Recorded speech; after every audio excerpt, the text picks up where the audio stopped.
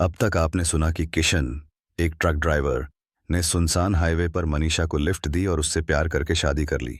लेकिन शादी के बाद मनीषा का अजीब व्यवहार, जैसे मांस खाना, लाल साड़ियों का शौक और रात में गायब होना, किशन को परेशान करने लगा।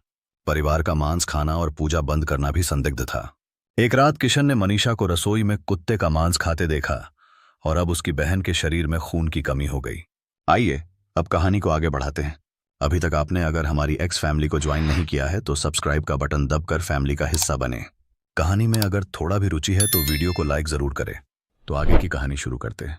किशन की बहन अच्छे से खाना खाती थी और अब तो वह नॉनवेज भी खूब खाने लगी थी। खैर, डॉक्टर ने किशन की बहन को 2 बोतल ग्लूकोज चढ़ाई, कुछ दवाएं दी और खान पान का ध्यान रखने की सलाह देकर डिस्चार्ज कर दिया। सब घर लौट आए। अब मनीषा किशन की बहन का पहले से ज्यादा ध्यान रखने लगी थी। वह उसके खाने पीने का पूरा ख्याल रखती और दवाएं समय पर देती। मनीषा के होने से किशन निश्चिंत था कि उसकी गैर हाजिरी में परिवार का ख्याल रखने वाला कोई तो है। ऐसे ही दिन बीत रहे थे। किशन की शादी को अब 2 महीने होने को आए थे। एक दिन किशन अपने कमरे में ड्राइविंग लाइसेंस ढूंढ रहा था, क्योंकि उसे अगले दिन माल पहुंचाने जाना था। तभी उसे एक लाल थैली दिखी। किशन हैरान था, क्योंकि उसने पहले कभी वह थैली वहां नहीं देखी थी। वह थैली खोलने लगा, लेकिन तभी मनीषा वहां आ गई और बोली, आप यहां क्या कर रहे हैं? किशन ने कहा, मैं अपना ड्राइविंग लाइसेंस ढूंढ रहा था, कल सुबह फिर काम के लिए निकलना है। मनीषा ने एक बक्से से लाइसेंस निकालकर उसे देते हुए मुस्कुराकर कहा, आप हमेशा इसे भूल जाते हैं, इसलिए मैंने इसे बाकी जरूरी कागजों के साथ इस बक्से में संभाल कर रख दिया। जो चाहिए इसमें देख लें। अब चलिए, रात का खाना खा लीजिए। किशन ने लाल थैली वहीं रख दी और मनीषा के साथ बाहर आ गया। सबके साथ बैठकर उसने खाना खाया। खाना खाकर वह अपने कमरे में सो गया, क्योंकि उसे सुबह जल्दी निकलना था। देर रात कुत्तों के रोने की आवाज से किशन की नींद खुल गई। वह बाहर आया तो देखा कि उसके घर के ठीक बाहर कुत्ते रो रहे थे। उसे समझ नहीं आ रहा था कि वे इस तरह क्यों रो रहे हैं। तभी मनीषा वहां आई और बोली, आप इतनी रात में यहां क्या कर रहे हैं? किशन ने रोते हुए कुत्तों की ओर इशारा किया। मनीषा ने कहा, अरे आप भी इनके पीछे इतनी रात में दिमाग खपा रहे हैं? चलिए सो जाइए, मैं इन्हें रोटी डालकर आती हूं, शायद ये भूखे हैं। किशन को मनीषा की बात सही लगी। वह वापस बिस्तर पर लेट गया। कुछ देर बाद कुत्तों का रोना बंद हो गया। अगले दिन सुबह किशन नाश्ता करके चला गया। जब वह अगले दिन शाम को लौटा तो उसकी बहन की हालत फिर बिगड़ गई थी। किशन परेशान हो चुका था। आखिर उसकी बहन के साथ बार बार ऐसा कैसे हो सकता है? उसने सोचा कि कहीं कोई बड़ी बात तो नहीं। वह अपनी बहन को शहर के सरकारी अस्पताल ले गया। वहां प्राथमिक उपचार के बाद फिर वही बात पता चली, उसके शरीर में खून की कमी है। डॉक्टर ने दवाएं और खान पान की सलाह देकर उसे घर भेज दिया। किशन को समझ नहीं आ रहा था कि उसकी बहन के शरीर में खून कैसे कम हो रहा है। उसने उसकी खुराक बढ़ा दी। अब वह खुद बाजार जाकर फल, सब्जियां और मिठाइयां लाने लगा, क्योंकि उसे बहन की चिंता थी। एक दिन किशन बाजार से फल, सब्जियां और मिठाइयां लेकर लौट रहा था। रास्ते में उसकी मुलाकात पड़ोस की 2 औरतों से हुई, जो उसकी मां की हमउम्र थीं। बातों बातों में उन्होंने कहा, क्या बात है बेटा, जब से तुमने शादी की है तुम्हारी मां हमसे बात तक नहीं करती। पहले तो उन्हें पूरे मोहल्ले की खबर रहती थी, लेकिन अब बस घर में ही रहती हैं। किशन यह सुनकर सोच में पड़ गया। उसकी मां पहले आस पड़ोस की हर गतिविधि पर नजर रखती थीं, लेकिन अब पूरा परिवार घर में ही रहता था। उसने इस बारे में परिवार से बात की, लेकिन सबने टाल दिया। मनीषा बोली, पहले इनके पास करने को कुछ नहीं था, अब मैं आ गई हूं तो ये बाहर कम निकलते हैं। किशन को यह बात हजम नहीं हुई। बदलाव आना स्वाभाविक है, लेकिन पूरे परिवार का इस तरह अचानक बदल जाना सामान्य नहीं था। उसने इसका पता लगाने की ठानी, लेकिन समझ नहीं आ रहा था कि कैसे। रात को किशन बिस्तर पर लेटे लेटे यही सोच रहा था। परिवार के बदलाव ने उसकी नींद उड़ा दी थी। उसे लग रहा था कि कहीं किसी ने उसके परिवार पर टोना टोटका तो नहीं कर दिया। परिवार वाले बदले बदले से थे। घर में पूजा पाठ बंद हो गया था और उसे अक्सर महसूस होता था कि कोई घर में सब पर नजर रख रहा है। वह अजीब सी सड़ी गंध अब लगभग हर रोज आती थी। किशन यह सब सोच ही रहा था कि मनीषा अचानक अपनी जगह से उठी। किशन ने सोने का नाटक किया। मनीषा ने उसे कुछ देर देखा, जैसे यह यकीन करने के लिए कि वह सो रहा है। फिर वह कमरे से बाहर चली गई। किशन चुपके से उसके पीछे गया। मनीषा रसोई में गई, फ्रिज खोला और उसमें से मिठाई निकालकर खाने लगी। वह किसी भूखे भेड़िए की तरह मिठाई खा रही थी। किशन हैरान रह गया। उसे याद आया कि मनीषा जब पहली बार मिली थी तब भी वह ऐसे ही खाना खा रही थी। अब तक मनीषा की मिठाई खत्म होने लगी थी। किशन ने इसका आभास कर लिया था, इसलिए वह चुपके से अपने कमरे में लेट गया। कुछ देर बाद मनीषा भी आकर उसके बगल में सो गई। मनीषा को इस तरह देखकर किशन की सिट्टी पिट्टी गुम हो चुकी थी। पूरी रात उसे नींद नहीं आई। अगले दिन उसने सबके सामने कहा, चलो सब मिठाई खाते हैं जो मैं कल बाजार से लाया था। मनीषा ने सकपकाते हुए कहा, फ्रिज में मिठाई नहीं है, मैंने कल रात को सारी खा ली। किशन हैरानी से बोला, तुमने 1 किलो बर्फी खा ली? मनीषा ने जवाब दिया, हाँ मैंने सारी मिठाई खा ली। रात में मुझे मीठे की क्रेविंग हो रही थी, फिर मुझे याद आया कि आप मिठाई लाए हैं, इसलिए मैं रसोई में गई और सारी खा ली। किशन को यह बहुत अजीब लगा, कोई इंसान 1 किलो मिठाई अकेले कैसे खा सकता है? तभी मनीषा बोली, आप पिता बनने वाले हैं, इसीलिए मुझे रात में मीठा खाने का मन करता है। पिता बनने की खुशी में किशन रात की सारी बातें भूल गया और बोला, यह बात तुमने मुझे पहले क्यों नहीं बताई? मनीषा ने कहा, मैं इसे किसी खास तरीके से सबको बताना चाहती थी, लेकिन तुम पता नहीं मुझे क्या समझ रहे थे, इसलिए अभी बता दिया। किशन बोला, चलो कोई बात नहीं, अब से तुम्हें किसी भी चीज की क्रेविंग हो मुझे बताना, मैं फौरन ला कर दूंगा। अब किशन मनीषा का और ध्यान रखने लगा, लेकिन उसे अपने माता पिता और बहन का व्यवहार अजीब लग रहा था। घर से नकारात्मक ऊर्जा निकालने के लिए उसने हवन करवाने की सोची। अगले दिन वह एक पंडित को घर ले आया। पंडित ने घर का माहौल देखते ही कहा, हो न हो इस घर में कोई गड़बड़ जरूर है। यही उसने किशन से इस बारे में बात की, लेकिन किशन को लगा कि यह पंडित के पैसे ठगने का तरीका है। उसने कहा, आप बस हवन करवाइए। हवन शुरू होते ही किशन के पिता अंदर से आए और हवन का सामान उठाकर बाहर फेंकने लगे। किशन ने उन्हें रोकना चाहा, लेकिन वे नहीं रुके। आखिर में उन्होंने पंडित को धक्के मारकर घर से निकाल दिया और धमकी दी, अगर दोबारा यहां आए तो काट के रख देंगे। पंडित घबराकर चला गया। किशन हैरानी से अपने पिता को देखता रहा। तभी पिता बोले, दोबारा ऐसे ढोंगियों को यहां मत लाना, समझा? किशन ने सहमति में सिर हिला दिया। लेकिन शाम को उसने अपने दोस्त से इस बारे में बात की और एक तांत्रिक से मिलने गया। तांत्रिक ने किशन की सारी बात सुनी और बोला, शायद तेरे पिता पर किसी प्रेत का साया है, उन्हें कल बहला फुसलाकर मेरे पास ले आ, मैं उनकी बाधा उतार दूंगा। किशन अगले दिन अपने पिता को खेत का बहाना बनाकर तांत्रिक के पास ले गया। वहां तांत्रिक ने सबकी मदद से किशन के पिता को एक मोटे पेड़ से बांध दिया। फिर तंत्र मंत्र का खेल शुरू हुआ। सभी आंखें फाड़े देख रहे थे। तांत्रिक ने अग्नि प्रज्वलित की और अजीबोगरीब मंत्रों का उच्चारण शुरू किया। जैसे जैसे मंत्र पढ़े जा रहे थे, किशन के पिता का चेहरा भींचने लगा, जैसे वे कुछ अपने शरीर में जाने से रोक रहे हों। थोड़ी देर बाद उनके मुंह से दर्दनाक चीख निकली। किशन अपनी जगह से उठकर उनकी ओर दौड़ा, लेकिन दोस्त ने उसे रोका और कहा, इस क्रिया के बीच में मत आ। किशन मन महसूस कर वापस बैठ गया। तांत्रिक ने मंत्र पढ़ते हुए किशन के पिता के माथे पर लाल सिंदूर का टीका लगाया। वे फिर चीखे। किशन अंदर से कांप रहा था, क्योंकि उसने अपने पिता को पहले कभी ऐसे नहीं देखा था। तांत्रिक ने पास रखे मुर्गे के माथे पर भी टीका लगाया और मंत्र पढ़ते हुए उसकी गर्दन उड़ा दी। मुर्गे का खून छिटक कर तांत्रिक के मुंह पर आ गया। मुर्गा कुछ देर तड़पा, फिर शांत हो गया। उसी पल किशन के पिता बेहोश हो गए। किशन बोला, यह सब कब तक चलेगा? दोस्त ने कहा, बस हो गया, थोड़ी देर और। तांत्रिक ने मुर्गे के टुकड़े किए और एक टुकड़ा हवन कुंड में अर्पित किया, बाकी टुकड़े वहीं रख दिए। इसके साथ ही तांत्रिक ने क्रिया पूरी की और किशन से बोला, मैंने तेरे पिता की बाधा उतार दी है। ये अभी बेहोश हैं, क्योंकि एक शक्तिशाली प्रेत ने इनके शरीर पर कब्जा किया था। थोड़ी देर या सुबह तक इन्हें होश आ जाएगा। लेकिन ये कोई साधारण प्रेत नहीं था, ये किसी चुड़ैल का साथी प्रेत है, जिसे उस चुड़ैल ने तेरे पिता पर लगाया होगा। किशन हैरान रह गया और बोला, लेकिन कोई चुड़ैल मेरे पिता पर प्रेत क्यों लगाएगी? उसकी हमसे क्या दुश्मनी? तांत्रिक ने कहा, यह शक्ति अपने आप नहीं आई। ऐसी शक्तियों को जाने अनजाने में या तो तुमने बुलाया है या फिर किसी और ने इसे सिद्ध करके तुम्हारे ऊपर लगाया है। लेकिन फिक्र मत करो, यह अब तुम्हारे पिता को परेशान नहीं कर सकेगी। किशन ने तांत्रिक को प्रणाम किया और अपने पिता व दोस्त के साथ घर लौट आया। उसके पिता अभी भी बेहोश थे। किशन उन्हें आराम से बिस्तर पर लिटाकर बाहर आ गया। उसकी मां घबराते हुए बोली, आखिर ये बेहोश कैसे हुए? किशन किसी को परेशान नहीं करना चाहता था, इसलिए उसने झूठ बोला। रास्ते में गर्मी की वजह से बेहोश हो गए थे, डॉक्टर को दिखाकर लाया हूं। उन्होंने कहा कि ये सिर्फ बेहोश हैं, चिंता की कोई बात नहीं, सुबह तक होश आ जाएगा। यह सुनकर सभी निश्चिंत होकर सो गए। अगली सुबह जब किशन के पिता खाना खाने बैठे तो मनीषा ने हर बार की तरह उनकी थाली में मांस परोस दिया। यह देखकर पिता को गुस्सा आ गया। वे बोले, किशन, अपनी पत्नी को समझा दे कि मेरी थाली में मांस न आए, मैं शाकाहारी हूं। यह कहकर वे बिना कुछ खाए उठकर चले गए। सब हैरान थे। किशन को लगने लगा कि हो न हो उसकी मां और बहन पर भी ऐसा ही कोई साया है। पिता की बाधा उतरने के बाद वे सामान्य हो गए थे। यह सोचकर किशन शाम को फिर तांत्रिक के पास गया और अपनी मां व बहन के बारे में बताया। तांत्रिक ने कहा, अपनी मां को लेकर आ। साथ ही सारी सामग्री फिर से मंगवाई। अगले दिन किशन अपनी मां को किसी बहाने तांत्रिक के पास ले गया। तांत्रिक को देखते ही मां भागने लगी, लेकिन किशन और उसके दोस्त ने उन्हें पकड़कर पेड़ से बांध दिया। तांत्रिक ने वही क्रिया शुरू की।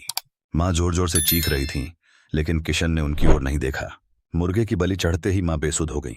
कुछ देर बाद क्रिया पूरी हुई। तांत्रिक ने कहा, तेरे घर में किसी का खतरनाक साया है। एक साथ 2-3 लोगों पर चुड़ैल का साथी प्रेत आया है। इसे वक्त रहते ठीक कर ले, वरना अनर्थ हो जाएगा। किशन ने कहा, बाबा, मेरी बहन भी ऐसी हरकतें कर रही है, क्या आप उसकी बाधा भी उतार देंगे? तांत्रिक ने उसे अगले दिन बहन को लाने को कहा। किशन अपनी मां को लेकर घर लौट गया। मां को उस हालत में देखकर सब घबरा गए और पूछने लगे कि उन्हें क्या हुआ। किशन ने फिर झूठ बोला, गर्मी की वजह से बेहोश हुई हैं। मां को उनके कमरे में लिटाकर किशन अपने कमरे में आया। मनीषा ने पूछा, ये सब क्या चल रहा है? कल पापा बेहोश आए, आज मां। सब ठीक तो है ना? मुझे बहुत डर लग रहा है। किशन ने आश्वासन दिया, सब ठीक है। अगर कोई फिक्र की बात हुई तो मैं हूं। तुम अपने और बच्चे का ख्याल रखो, बाकी मुझ पर छोड़ दो। वह मनीषा को टेंशन नहीं देना चाहता था, क्योंकि इसका असर होने वाले बच्चे पर पड़ सकता था। अगले दिन सुबह मनीषा ने नाश्ते में मां की थाली में मांस परोस दिया। यह देखकर मां गुस्से में आ गईं और मनीषा के बाल पकड़कर मारने लगीं। किशन ने उन्हें रोका और पूछा, मां, आप इसे क्यों मार रही हैं? मां गुस्से में बोली, इसकी हिम्मत कैसे हुई मेरे सामने ये सब परोसने की? इस घर में कोई मांस नहीं खाता, अब से ये भी नहीं खाएगी। और यह कहकर उन्होंने मांस का बर्तन उठाकर बाहर फेंक दिया। मनीषा घबराकर आंखों में आंसू लिए किशन की ओर देखने लगी। किशन बोला, मां, अगर हम मांस नहीं खाना चाहते तो न सही, लेकिन मनीषा खाती है, उसे खाने दें। मां ने कहा, इस घर में ऐसा कुछ नहीं आएगा। किशन चुप रहा। उसने मनीषा से कहा, मैं तुम्हें बाहर ले चलूंगा, तुम वहां खा लेना। तभी उसकी बहन बोली, भैया मुझे भी खाना है, मैं भी चलूंगी। यह सुनकर मां का गुस्सा 7वें आसमान पर चढ़ गया। उन्होंने बहन को एक जोरदार थप्पड़ मारा और कहा, अच्छा, तू भी ये सब खाएगी? ठहर, आज तेरी अक्ल ठिकाने लगाती हूं। इस मनीषा के साथ रहकर तू भी बिगड़ गई है। मां उसे बुरी तरह पीटने लगी। किशन और पिता ने उन्हें रोका। जैसे तैसे शाम हुई। किशन अपनी बहन को तांत्रिक के पास ले गया। तांत्रिक को देखते ही बहन भागने लगी, लेकिन किशन और उसके दोस्त ने उसे पकड़कर पेड़ से बांध दिया। तांत्रिक ने बहन को देखकर कहा, मैं इसकी बाधा नहीं उतार सकता, ये लड़की बहुत कमजोर है, अगर मैंने कोशिश की तो इसकी जान भी जा सकती है। किशन घबरा गया। उसे समझ नहीं आ रहा था कि क्या करे। तांत्रिक ने पूछा, ये सब तेरे घर में कब से हो रहा है? किशन ने दिमाग पर जोर डाला। फिर उसकी आंखें हैरानी से गोल हो गईं। वह बोला, यह सब तब से हो रहा है जब से मैंने मनीषा से शादी की है। तांत्रिक ने गंभीर होकर पूछा, किसने करवाई थी तुम्हारी शादी? सच सच बताना, मामला बहुत गंभीर है। किशन ने सारी बातें बताईं। कैसे वह हाईवे पर मनीषा से मिला, उससे प्यार कर बैठा और फिर शादी कर ली। तांत्रिक ने पूछा, उसके घर में कौन कौन है? उसने कुछ बताया? किशन बोला, उसने कहा कि उसके घर में कोई नहीं है, वह अकेली है। यह सुनकर तांत्रिक ने कुछ सोचते हुए कहा, एक काम कर, घर जाकर ढूंढना। अगर तुझे कोई लाल रंग की पोटली जैसा थैला मिले तो इसका मतलब वह कोई चुड़ैल है। किशन की आंखें फटी की फटी रह गईं। उसने पूछा, चुड़ैल? आपको कैसे पता कि वह चुड़ैल है? और उस पोटली में क्या है? तांत्रिक ने बताया, उस पोटली में जितने लोग तेरे परिवार में हैं, उतनी ही छोटी छोटी काली गुड़ियां होंगी। उसने तंत्र मंत्र की शक्तियों से सबके ऊपर एक एक भूत लगा रखा है। किशन हैरानी से बोला, फिर मेरे ऊपर उसने ये सब क्यों नहीं किया? मैं तो एकदम सामान्य हूं। तांत्रिक ने समझाया, इस क्रिया को पूरा होने के लिए लगातार 13 दिन उस चुड़ैल के संपर्क में रहना जरूरी है। वह खाने में तंत्र मंत्र का इस्तेमाल करती है। अगर कोई 13 दिन तक उसका बना खाना खा ले तो वह उसके वश में हो जाता है। हो न हो, तूने अब तक लगातार 13 दिन उसके साथ नहीं बिताए। तू बीच बीच में कहीं चला गया होगा। जिस दिन तूने उसका खाना नहीं खाया, उसका तंत्र टूट जाता है। फिर जब तू दोबारा खाता है तो वह तंत्र एक से शुरू होता है। किशन को हैरानी हुई। सचमुच वह कभी भी लगातार 13 दिन मनीषा के साथ नहीं रहा था। उसे माल लेकर दूसरे शहर जाना पड़ता था, जिसमें कई दिन निकल जाते थे। इससे उसका तंत्र टूट जाता था। किशन ने कहा, बाबा, मनीषा मेरे बच्चे की मां बनने वाली है, मेरे बच्चे को कोई नुकसान तो नहीं होगा? तांत्रिक ने समझाया, चुड़ैलें सामान्य इंसानों के साथ क्रिया कर संतान उत्पन्न करती हैं, लेकिन अगर शिशु लड़का हो तो जन्म लेते ही वे उसे मारकर खा जाती हैं। अगर लड़की हो तो उसे जिंदा रखती हैं, क्योंकि वह आगे चलकर चुड़ैल बनती है। चुड़ैलों की वृद्धि के लिए यह जरूरी है। चुड़ैल अपने बच्चे के लिए इंसानी खून पीती है ताकि उसे ज्यादा पोषण मिले। हो सकता है उसने तेरे परिवार में किसी का खून पिया हो। वह ज्यादातर युवा लोगों का खून पीना पसंद करती है, क्योंकि वह ज्यादा गर्म होता है। कुछ दिन परिवार का खून पीने के बाद वह हमेशा के लिए चली जाती है। उस बच्चे पर तेरा कोई अधिकार नहीं होगा, क्योंकि जन्म से पहले ही वह यहां से भाग जाएगी। लेकिन इस दौरान वह किसी का सारा खून निचोड़ सकती है, जिससे उसकी जान भी जा सकती है। यह सुनकर किशन घबरा गया। उसे याद आया कि उसकी बहन के शरीर में खून की कमी थी। इसका मतलब मनीषा उसका खून पी रही थी और अभी माँ पापा घर पर मनीषा के साथ अकेले थे। कहीं वह उन्हें नुकसान न पहुंचा दे। यह सोचकर किशन को डर लगने लगा। तांत्रिक ने पूछा, क्या बात है, इतना परेशान क्यों है? किशन ने सारी बात बताई। तांत्रिक बोला, समय कम है, हमें जल्दी तेरे घर जाना होगा। उस चुड़ैल को शायद भनक लग चुकी है, वह तेरे घर वालों को नुकसान पहुंचाने की कोशिश करेगी। तांत्रिक ने अपना तंत्र मंत्र का सामान लिया। वे किशन की बहन को बांधे हुए ही उसके घर की ओर चल पड़े। उधर मनीषा को आभास हो चुका था कि किशन को उसकी असलियत पता चल गई है। वह अपने कमरे से लाल थैला लेकर रसोई में गई। उसने एक काली गुड़िया निकाली और अजीबोगरीब मंत्र पढ़ते हुए उसके पेट में सुई चुभाई। मनीषा के ऐसा करते ही किशन की बहन दर्द से कराहते हुए छटपटाने लगी। सभी रुककर उसे देखने लगे कि उसे क्या हुआ। मनीषा ने फिर मंत्र पढ़ते हुए गुड़िया के सीने में सुई चुभाई। किशन की बहन फिर दर्द से चीखी। तांत्रिक ने गंभीर स्वर में कहा, हमें जल्दी करना होगा, वह चुड़ैल इस लड़की की गुड़िया को नुकसान पहुंचा रही है। अगर उसने गुड़िया को जलाया या सिर धड़ से अलग किया तो ये लड़की नहीं बचेगी। किशन घबरा गया। उसने दोस्त से कहा, तू बाबा को लेकर मेरे घर आ, मैं जल्दी जाकर मनीषा को रोकता हूं। यह कहकर किशन तेजी से घर की ओर भागा। उधर मनीषा मंत्र पढ़ते हुए सामने भगोने में पक रहे चावलों की ओर देख रही थी। वह गुड़िया को भगोने में डालने वाली थी। तभी किशन की मां वहां आई और बोली, क्यों री, अभी तक खाना नहीं बनाया? मांस मछली तो दबाकर खाती है, फिर भी तेरे हाथों में जान नहीं है। मनीषा मंत्र पढ़ने में ध्यान लगाने की कोशिश कर रही थी, लेकिन मां के तानों से उसका ध्यान भंग हो गया। उसका कंट्रोल गुड़िया पर से हट गया। किशन की बहन अब सामान्य हो गई थी। यह देखकर तांत्रिक और बाकी लोग तेजी से किशन के घर की ओर बढ़ने लगे। उधर मनीषा गुस्से में आ चुकी थी। किशन की मां उसे ताने दे रही थी। मनीषा का गुस्सा 7वें आसमान पर चढ़ गया। वह तेजी से मां के पास आई और उन्हें इतना जोरदार धक्का दिया कि वे पीछे की दीवार से टकरा गईं। कराहते हुए मां ने फिर ताने दिए, हाय राम, इसने मेरी पीठ तोड़ दी। किशन के बापू, जरा जल्दी आओ। मनीषा दोबारा मां के पास आई। उन्हें उठाकर जमीन पर पटक दिया। इससे पहले कि मां उठ पाती, मनीषा उनके ऊपर चढ़ बैठी। तभी मनीषा अपने भयानक स्वरूप में आ गई। लंबे दांत, उलझे बाल, काली त्वचा और लाल भयानक आंखें, जिनमें गुस्सा साफ दिख रहा था। मां डर के मारे कांप रही थीं। उनकी आवाज गले में अटक गई।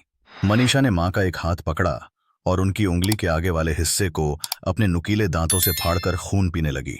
मां ने जैसे तैसे हिम्मत जुटाकर फिर आवाज लगाई, किशन के बापू, जल्दी आओ। पहले तो किशन के पिता को लगा कि मां रोज की तरह बहू को ताने मार रही हैं, लेकिन दूसरी बार ऐसी आवाज सुनकर वे दौड़कर आए। मनीषा को भयानक स्वरूप में मां के ऊपर चढ़कर खून पीते देख उन्होंने हिम्मत करके दरवाजे के पीछे रखा डंडा उठाया और मनीषा पर वार करने लगे। इस दौरान डंडे का एक वार मां को भी लगा, लेकिन उनके पास सोचने का समय नहीं था। मनीषा ने फुर्ती से डंडा छीन लिया और बाघिन की तरह किशन के पिता पर झपटी। उसने उनकी उंगली फाड़कर खून पीना शुरू किया। पिता उसे हटाने की कोशिश कर रहे थे, लेकिन मनीषा एक शक्तिशाली चुड़ैल थी और वे एक वृद्ध, वे उसका मुकाबला नहीं कर पाए। तभी मां ने खुद को संभाला और डंडा उठाकर मनीषा को मारना शुरू किया। इससे मनीषा को गुस्सा आया। वह पिता के ऊपर से उठी और मां को एक जोरदार थप्पड़ मारा। थप्पड़ पड़ते ही मां दीवार से टकराकर बेहोश हो गईं।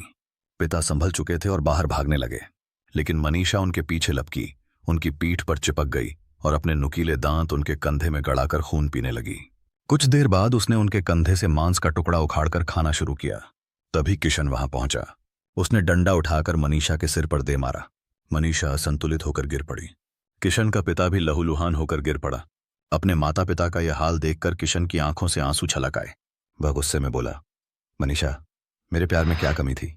जो मांगा मैंने दिया, फिर भी तुम मेरे परिवार के खून की प्यासी हो। मनीषा अपनी भयानक आवाज में बोली, हम किसी से प्यार नहीं करते, समझा? हम तुम इंसानों को प्रजनन और पोषक तत्वों के लिए इस्तेमाल करते हैं। मेरा मतलब तुमसे पूरा हो चुका है। अब उस तांत्रिक के आने से पहले मैं यहां से जा रही हूं। यह कहकर मनीषा तेजी से बाहर भागी। किशन ने उसे पीछे से पकड़ लिया और बोला, मैं तुझे इतनी आसानी से जाने नहीं दूंगा। मनीषा ने एक झटके में उसकी पकड़ छुड़ा ली। किशन के इस कदम से वह नाराज थी। उसने किशन की छाती पर लात मारी, जिससे वह जमीन पर गिर पड़ा। फिर उसने अपने नुकीले नाखून किशन की छाती में गड़ाए। किशन दर्द से चीखा, आह! किशन की चीख सुनकर आस पड़ोस के लोग उसके घर में घुस आए। इतने सारे लोगों को देखकर मनीषा सकपका गई। लोग भी एक भयानक चुड़ैल को किशन के ऊपर बैठा देखकर घबरा गए। किशन के चेहरे पर कुटिल मुस्कान आई। वह बोला, अब क्या करोगी? तुम भले ही चुड़ैल हो, लेकिन इंसानों की एकजुट शक्ति का मुकाबला नहीं कर सकती। इससे पहले कि मनीषा कुछ कर पाती, तांत्रिक अपने साथियों के साथ वहां पहुंच गया। उसने तेजी से मंत्र पढ़ना शुरू किया। मनीषा ने भी खुद को बचाने के लिए मंत्र पढ़ना शुरू किया। तभी किशन की बहन में पता नहीं कहां से इतनी ताकत आ गई कि उसने रस्सियां तोड़ दी और तांत्रिक पर झपट पड़ी। इससे तांत्रिक का मंत्र पढ़ना रुक गया। किशन की बहन ने अपने दांत तांत्रिक की गर्दन में गड़ाए, लेकिन इससे पहले कि वह और नुकसान पहुंचाती, पड़ोसियों ने उसे कसकर पकड़ लिया। तांत्रिक ने फिर मंत्र पढ़ना शुरू किया। उसने अपनी पोटली से सफेद पाउडर निकाला और मनीषा पर डालने की कोशिश की, लेकिन तभी मनीषा ने किशन को ढाल की आग की तरह इस्तेमाल किया। मनीषा ने देखा कि उसके पीछे एक खिड़की है। वह तेजी से किशन को अपने साथ खींचकर खिड़की से बाहर निकल गई। फिर एक बाघिन की तरह तेज छलांग मारकर सामने वाले पेड़ पर चढ़ गई। इस दौरान किशन भी उसके साथ था, लेकिन पेड़ पर चढ़ते ही मनीषा ने किशन को नीचे फेंक दिया और खुद फुर्ती से वहां से भाग निकली। सब लोग तेजी से किशन के पास आए। मनीषा ने उसे कमर के बल जमीन पर फेंका था, जिससे उसकी कमर में चोट लग गई थी। किशन और बाकी घर वालों को फौरन अस्पताल पहुंचाया गया। तांत्रिक ने मनीषा का पीछा करने की बहुत कोशिश की, लेकिन वह गायब हो चुकी थी। आज उस घटना को पूरे 4 साल हो चुके हैं। किशन का परिवार उस हादसे से उबर चुका है। किशन अब भी उस हाईवे से आता जाता है, लेकिन अब वह अपने साथ एक तलवार रखता है। अगर उसे कभी मनीषा दोबारा मिली तो वह उसे इस बार नहीं छोड़ेगा। तो साथियों, हमारी आज की कहानी यहीं पूरी होती है। ट्रक ड्राइवर की यह कहानी आपको जरूर पसंद आई होगी। हालांकि बहुत कम लोग होंगे जो आखिरी तक कहानी सुन रहे होंगे, लेकिन अगर आप अभी तक सुन रहे हैं तो कमेंट में लिखिए, हम हैं मिस्टर एक्स की लॉयल फैमिली, जो आखिरी तक सुनते हैं पूरी स्टोरी। मैं समझ जाऊंगा कि आपने कहानी को अंत तक सुना है और आपका नाम अगली स्टोरी में जरूर लूंगा। चलिए, अब हम अपनी लॉयल फैमिली मेंबर्स के नाम लेते हैं। मोइन खान, आशीष रॉय, अंशु बदलपुर, शशि सिंह, अंजू शर्मा, जम्मू, पंकज कुमार, दिनेश मिश्रा, लखनऊ, महेंद्र सिंह, अहमदाबाद, खुशबू राय, अख्तर हुसैन खान, बिहार, अमन शर्मा, वजीराबाद, मृत्युंजय राज, भागलपुर, नसीम असलम, कोलकाता, पच्ची मिश्रा, इंदौर, अपूर्व कुमार नौटियाल, देहरादून, सानिया बेगम, हैदराबाद। चलिए, बहुत बहुत धन्यवाद। मिलते हैं अगली स्टोरी पर।